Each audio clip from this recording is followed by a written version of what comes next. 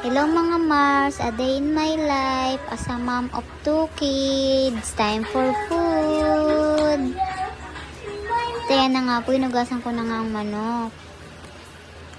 Inihiwa-hiwa ko na rin po ang aking mga igigisa. Sinabay ko na nga po ito ang manok para po pag kumulo siya, hindi na po ako maghihimay. At ito na nga po ang aking mga gagamitin sa lulutuin kong sopas. At ayan na nga po, malambot na ang manok. Sinunod ko na nga po rito ang pasta. At ayan na nga po, kumukulo na siya. Naglagay na nga po ako ng margarine. Tinunaw ko po siya. And then nilagay ko na po ang bawang, sibuyas. Sinabay ko na nga po ang hotdog sa paggisa. Nilagay ko na rin po ang manok.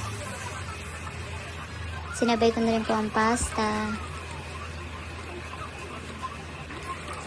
At naglagay ko nga po ang pinagpakuluan ng manok. Then naglagay po ako ng konting patis, paminta,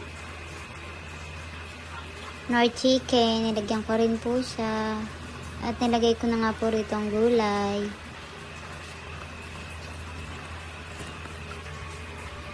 Hinalo-halo ko nga po. At met-met nilagay ko na rin po ang gatas. Yan, kumukulo na siya. Wow, wala, hintayin na natin lumambot. Yan, kumukulo na po. Malambot na po siya.